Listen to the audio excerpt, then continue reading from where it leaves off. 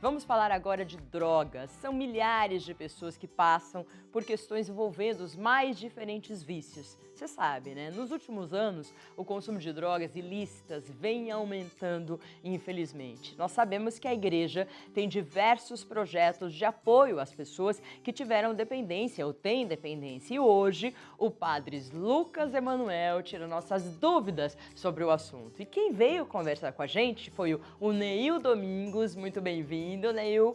O Sérgio Rocha, que está aí ao lado. Temos também o Alexandre, olha aí, o Alexandre e a Gislene dos Santos, representando as mulheres nesse round aqui para a gente falar sobre drogas. Primeiro eu vou conversar com você, Neil, e depois vou passando para os outros. Bem-vindo, Padre Lucas. É a primeira vez no programa? Aqui no programa, né? É a primeira vez. Gente, muito bem-vindo. Espero que você goste e volte outras vezes, Padre. Obrigado, Maria. Bom, a gente sempre quando fala de drogas é muito polêmico, né, Neil? Assim, as pessoas não entendem direito que é uma doença, que você tem que tratar a vida inteira. Me conta um pouquinho da sua história pessoal e o que trouxe para você de aprendizado, de renovação, esse envolvimento. Bom, primeiramente eu quero agradecer, né, a oportunidade de estar aqui contigo, né? Obrigada a É você. uma honra muito grande.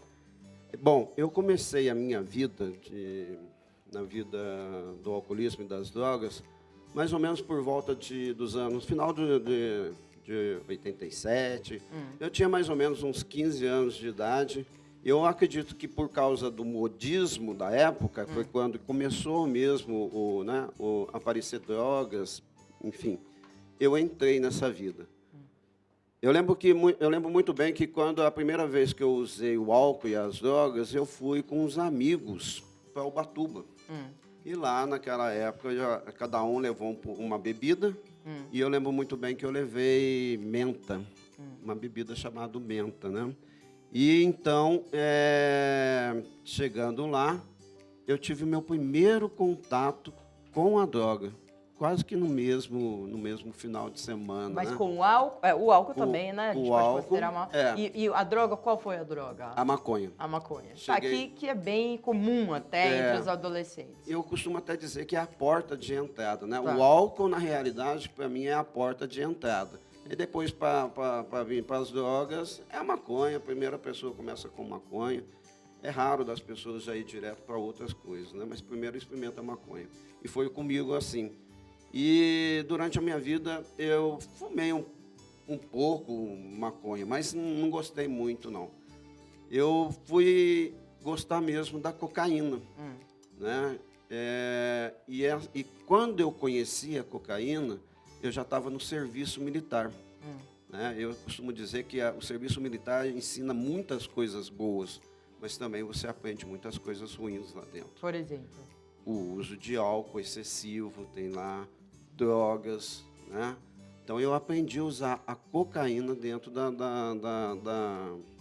do serviço militar. E então, eu continuei. Fiquei mais ou menos uns 20 anos da minha vida cheirando cocaína, bebendo. Eu perdi um casamento por causa disso, né? Porque a minha mulher não aguentava ver aquele marido, eu me tornei... É muito difícil, né? Eu me tornei um teste, né? Ela casou achando que ia ter um marido, um pai para o filho dela, e eu me tornei um teste. Você reconhece isso hoje? Claro, com certeza. Com certeza. É o que a droga faz com a gente, né? É o que o álcool faz com a gente. Faz com que a gente se torne um lixo. A gente já vai retomar a sua história. Eu gostaria que você fizesse a pergunta para o padre, a pergunta que você pensou. O que você gostaria de perguntar para o padre Lucas com relação a isso? O padre, eu tenho uma posição sobre esse assunto, mas eu gostaria de saber do senhor, como representante da igreja, o que o senhor acha da internação compulsória? Excelente pergunta, Neil. Excelente. O que a igreja acha sobre isso? Olha, acima de tudo, a igreja respeita a liberdade da pessoa.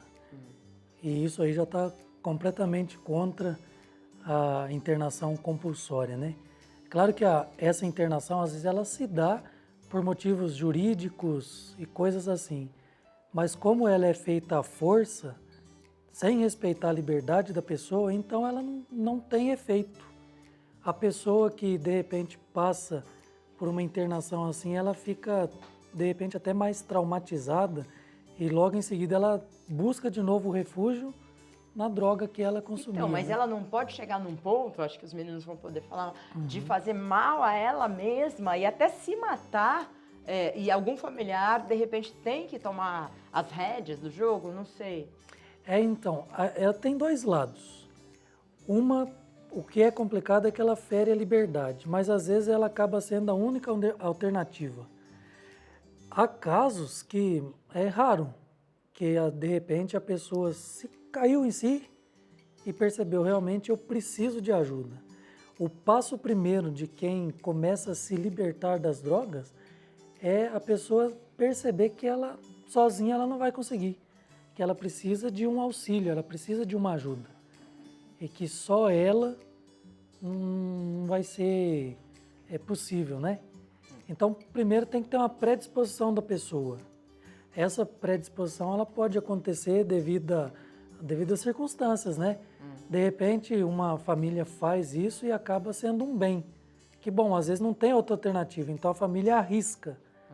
Só que nem sempre ela vai ter resultado, né? Então, vamos continuar com as histórias. Aham. O Sérgio Rocha, ele tá aqui para contar um pouquinho da história dele como o Neil e depois eu volto com você, tá? Porque senão eu fico ouvindo só a história do Neil e não deixo vocês contarem. Então a gente vai fazer um círculo e depois a gente volta. Sérgio, você está em recuperação? Porque a pessoa que tem problemas com drogas, ela tá sempre em recuperação, não tem esse... Sempre em recuperação.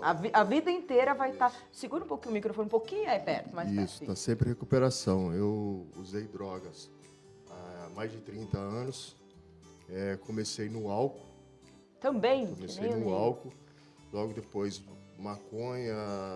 Aí comecei a tomar uns comprimidos, como diazepam, tarja preta com bebida. E...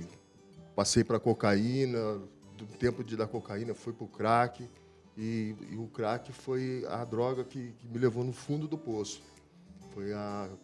E logo eu já tive internação compulsória, fiquei 6 meses internado, né? Sim. Internação compulsória. Fiquei 3 meses trancado dentro de um quarto, o pessoal levando comida, tinha horário para sair, com sempre gente vigiando. Mas logo que eu saí da internação compulsória, eu fiquei 2 dias sem usar. E depois você voltei, foi usar droga. Fui usar droga de novo. A gente estava falando de compulsório. O que você acha, você que passou pela internação compulsória, sobre isso? Não funciona. Eu acho que a pessoa tem que querer, ela tem que chegar àquele ponto, no fundo do poço mesmo, para ela poder aceitar, porque é um sofrimento. Foi uma vida de sofrimento, minha família sofreu, meus filhos... Hoje, graças a Deus, eu tô conseguindo, eu tenho um filho de 18 anos. Parabéns.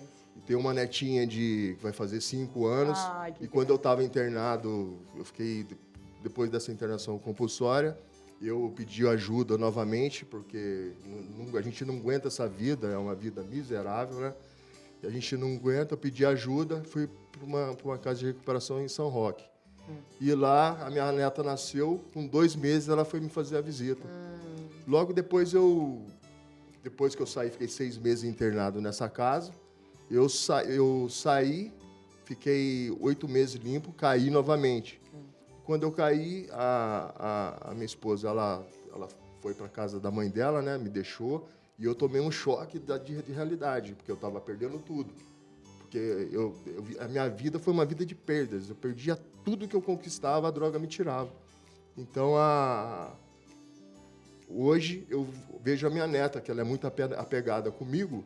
Então, quando eu saio, vou fazer alguma coisa, eu penso nela. Porque hoje ela precisa muito da minha ajuda, ela precisa do meu carinho, do meu amor.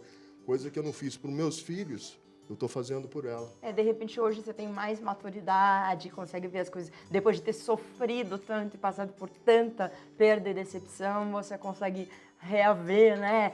Transformar isso. Me fala um pouquinho da diferença por exemplo, a maconha faz o quê? Por que as histórias são basicamente as mesmas? A pessoa começa com álcool ou maconha, aí de maconha para cocaína vai para Né, o crack é o crack é o o último, último, né? Mas qual é a diferença entre essas drogas? O que a pessoa sente diferente? Ela quer sempre mais mesmo? Eu que estou te falando, porque fala assim, você começa na maconha e com certeza você vai chegar a outro. É verdade, é isso? É verdade. Quando eu estava no uso do crack, questão de segundos, 10 segundos, porque eu era um cara, eu era compulsivo demais. Eu não sabia fumar pouco. Eu tinha que fumar muito e passava 5 dias direto. Eu saía, ia para São Paulo, já fui para Cracolândia. Eu dormia debaixo de viaduto, debaixo de ponte. E fazia de tudo. Quando eu ia para casa, eu levantava de manhã, já pensando onde eu ia arrumar o dinheiro para poder comprar a próxima pedra. E assim a minha vida foi isso durante... obviamente você sabe que isso é químico, né? Ele te dá o estímulo e você quer mais, né? Isso que você falou de remédio também é muito importante. Às vezes a gente acha que o vício, ele mas cigarro é um vício, álcool é um vício, gente viciada em remédios, enfim, de comida, são todos, né, cada um. Mas vamos à sua pergunta, o que você gostaria de perguntar para o Padre Lucas? O que a igreja pode fazer para os jovens, para tirar os jovens da rua? Olha, é uma pergunta provocante que toca muito profundo em todos os conceitos que a igreja tem, né? Claro que, primeiramente, a igreja defende sempre a vida. E tirar o jovem de uma situação dessa é devolver a vida para ele, né? O que a gente tenta fazer como igreja, e isso é papel nosso, né, de cristãos, é tentar, primeiro, na educação. O Estado tem o primeiro dever, vamos dizer assim, de nas escolas já começar uma conscientização. Mas antes ainda da escola é a família, porque a família é a primeira igreja, né? Então, essa conscientização de que isso não vai fazer bem para a vida, só vai te dar um prazer momentâneo, mas que isso vai te escravizar, que isso vai te fazer perder tudo que você mais ama. Então, acho que se o jovem tiver essa consciência, ele pensa um pouco mais antes de se atolar numa situação dessa, né? Mas enquanto igreja, na nossa maneira de falar, a gente tem que sempre mostrar para o jovem que o caminho é Jesus. Se a gente tem que ser viciado em alguma coisa, vamos ser em Jesus, então. Nas ações positivas nas coisas do bem, boas, exatamente, porque Jesus, o que ele ensinou a gente a fazer? Passar pelo mundo fazendo bem. A gente tem que ser viciado no bem. A gente tem que fazer o mal é contagiante, sim, mas o bem é muito mais. Olha, eu estou escutando a história de vocês, a Maria, vocês, né, que... Mas não é emocionante, Maria? A gente fica percebendo... assim, um aprendizado vocês estarem aqui, eu agradeço muito. E você percebe, né? Ambos começaram... Quantos anos você começou, Sérgio? Eu tinha 14. 14. Neil com 15. Agora, eu vou perguntar para o Alexandre, vou passar a bola para ele. Alexandre, você começou com quanto? 14 anos. 14 anos, a mesma coisa. Então, eu vendo esse padrão, mesmo... Os seus pais falaram pra você que droga fazia mal? Na verdade, assim, se eu fosse... bom dia a todos, Bom né? E se eu fosse seguir o conselho do meu pai, eu teria seguido os caminhos dele sendo ministro de Eucaristia, né? Sei. Porque hoje eles são ministros de Eucaristia. Mas é como o filho pródigo, né? A gente quer experimentar as outras coisas do mundo, né? O que leva o jovem, né? É essa fase de indecisão? Porque eu acho que a maioria dos jovens acaba até experimentando. E uns vão para o vício e outros não vão para o vício. O que você acha que acontece e como a gente pode se prevenir disso? Já que a juventude ela quer fazer tudo, experimentar tudo, ser participante de tudo. Então, eu sempre estou buscando, hoje eu estou envolvido com as drogas, mas de outro lado, né? Procurando ajudar as pessoas, né? E eu fiz um curso esse final de semana em Campos do Jordão, que foi o Free Mind, né? Que é um conselho mundial de organizações que trabalham com isso, né? E até os 21 anos de idade a pessoa pode atingir a predisposição, porque o cérebro ainda está em formação, né? E aí é muito mais fácil uma pessoa que experimenta uma droga com 15, com 14, até antes dos 21 anos, atingir a dependência do que quem experimenta com 22, 23. Porque ela já experimentou, e aí se ela gostou, ela vai querer experimentar mais e mais e mais, né? Igual os irmãos estavam falando, eu mesmo, até mesmo quando eu atingi eu experimentei minha bebida a primeira vez, não foi num bar, foi dentro da minha própria casa. Porque eu via meus pais sem, claro e lógico, sem eles saber que isso ia atingir eu, sem eles saber que eles bebendo ali ia estar mostrando para mim, nossa, a alegria que eles sentiam, entre aspas, né? E às vezes a prevenção acontece dentro da própria casa, né? Entendi. Então, o exemplo, né? O exemplo. Então, mas eu sou contra a bebida para adolescente. Eu acho que só maior de 18 anos, maior de 21 anos, eu acho que não deve dar mesmo.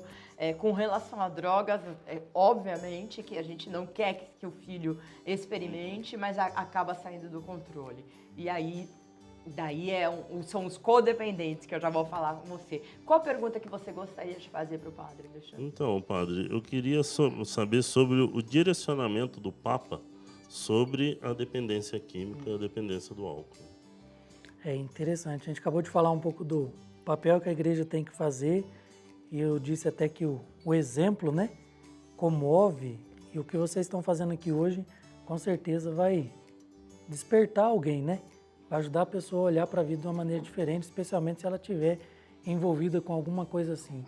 Agora, o Papa ele fala de uma coisa muito interessante. Ele fala assim que as drogas, elas são uma espécie de escravidão. É engraçado, a escravidão, normalmente, outro faz a gente passar, né? Mas as drogas, é você mesmo que pede essa escravidão, porque você vai se atolando, né? Vai cada vez mais se afundando nas drogas. E o que o Papa pede muita atenção é nisso, que os jovens, eles saibam em quem colocam sua confiança. Nós vemos o Evangelho dizer assim que aquele homem que constrói sobre a areia é imprudente, porque vem uma tempestade, um vento forte, derruba a casinha, né? Agora, quem constrói sobre a rocha tem firmeza, porque tem um fundamento sólido que permite que a construção seja segura, né? Não tem como construir a partir dos telhados, tem que ter aquela fundação e essa é a base de tudo. O que o Papa convida é exatamente isso, que os nossos jovens tenham esta base fortificada. Onde? Na sua vida de comunidade, também, claro, mas principalmente na vida de família, tendo Jesus como esse amigo que pode oferecer coisas boas para a gente. Como um alicerce, né? É o alicerce, exatamente. Jesus como um alicerce.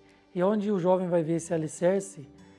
É na sua família, pai, mãe, os irmãos, né? É ali dentro de casa, é na sua comunidade onde ele participa. Enfim, ele pode sim viver essa escravidão, se ele quiser. Nós somos livres, né? Mas existem outros caminhos.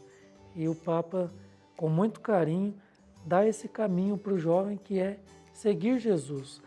Às vezes, Maria, falar de seguir Jesus parece algo assim, careta demais, né? Ou alguma coisa que a gente não é tão próximo à nossa realidade, né? Mas é aí que a gente precisa mudar um pouco a nossa maneira de enxergar as coisas de Deus, sabe? Deus está presente na vida, cotidiano, né? Em tudo, Ele está caminhando junto. A gente não vê Jesus só quando a gente está diante do Santíssimo ali, fazendo a nossa oração ou participando de uma celebração. Nós precisamos ver Jesus caminhando conosco. Olha as histórias, né? Mais uma vez eu digo, porque eu também fico impressionado, acho bonito o testemunho de cada um, porque mostra a presença de Deus. Ninguém ficou esquecido, abandonado. Em algum momento, de alguma maneira, vocês perceberam a presença desse Deus que veio ao meu encontro e me socorreu, né? Agora, de que maneira que ele faz isso? São muitas maneiras. Nós vimos uma netinha, mostrou isso para ele. Exatamente, né? Foi um resgate, né? Um resgate. Sabe, são muitas situações. Deus está na simplicidade das coisas. É verdade, E eu acho que, né? E o Papa, ele é muito simples, então ele ajuda a gente a perceber Deus nas coisas simples da vida. E se a gente conseguir, então, cada vez mais fortificar o alicerce da vida, sendo Jesus que tem as respostas que nós precisamos para a vida, né? Então, com certeza, um jovem que tem essa base, ele dificilmente vai cair numa situação dessa, né? Vamos falar agora, padre, com a Gislene. Bom dia, Gislene, tudo bem? Bem-vinda ao programa. Sua história é um pouco diferente, queria que você contasse um pouco. Bom dia, eu agradeço pela oportunidade, por poder estar aqui. Eu falo que não é tão diferente não, viu, Maria? Não, porque a dependência química ela é uma doença, né? E o codependente, ele fica doente junto com o dependente. Porque a dependência de quem é dependente do álcool, da droga, a gente também tem uma dependência. No caso, a minha dependência era o meu esposo. Porque ele não vivia mais. E eu também não vivia. Porque ele não comia, ele não dormia, ele mentia, ele manipulava. E eu fazia tudo isso. Só que ele fazia com o uso do álcool e da droga. E eu fazia no seco. Então, quem é mais doente? O dependente ou o codependente? Não, mas você falou que manipulava, como assim? Porque a gente que é codependente, a gente quer manipular também o dependente para ver se o dependente muda. Né? A gente começa a contar uma mentirinha para ele também. Então, tudo que ele faz, o codependente também faz. Né? Então, quando a gente fala que tem que entrar em recuperação, que a recuperação é para a vida toda, como você mesmo falou, a recuperação é para a vida toda, não só para o dependente, mas para a gente que é codependente também. E como que você, há quantos anos você ficou? Doente? Eu estou junto com o Alexandre, eu fiquei doente há 15 anos. Faz 15 anos. 15 anos eu fiquei doente, faz 5 anos que eu estou em recuperação. Né? Faz 5 anos que eu conheci um Deus que mudou a minha vida. Gislene, já vou voltar naquela pergunta que eu deixei em aberto, que é como você aguentou, mas como você aguentou, que amor que você teve que resgatar, o que fez você ficar do lado 15 anos? Eu já volto, 1 minutinho para vocês e já venho, tá? Estamos recebendo o Padre Lucas e pessoas que são dependentes, que foram dependentes, codependentes, e eu deixei uma pergunta em aberto para a Gislene, que se auto-intitula codependente, e aí a minha pergunta até o que ele estava falando, não, a gente tem que estar do lado, mas não é fácil estar do lado. Como que a gente aguenta, como a gente está junto, o que você acha que pode ser feito? Então, no meu caso, eu não aguentei. Eu tive que separar assim como eles. Tive que largar e ele teve que perder a família para ele poder mudar. Né? Mas eu conheci um programa de vida nova dentro da Igreja Católica. E eu ofereci esse programa de vida nova para ele. Falei para ele, eu não sou mais sua esposa, mas eu sou a mãe das suas filhas. Bom, quero agradecer ao Neil, que está aqui, Domingos dos Santos, muito obrigada, ao Sérgio Rocha, ao Alexandre José dos Santos e à Gislene, muito obrigada pela presença, por dividir coisas tão íntimas comigo, com o padre, com as pessoas que estão aqui nos assistindo. E se a gente conseguiu fazer uma pessoa repensar, se só pensaram um pouquinho sobre, já valeu a pena toda a nossa conversa. E finalmente quero agradecer, para finalizar, o padre Lucas Emanuel. Gente, um beijo, venham sempre. Gostaria de fazer um programa inteiro sobre drogas, sobre tudo isso, porque tem muito mais assunto para falar. Mas a gente tem que caminhar no programa todo, né? Então, sintam-se livres, abertos e venham sempre quando vocês quiserem, tá bom? Estamos aqui na casa de Nossa Senhora, não é à toa. Muito obrigada, viu?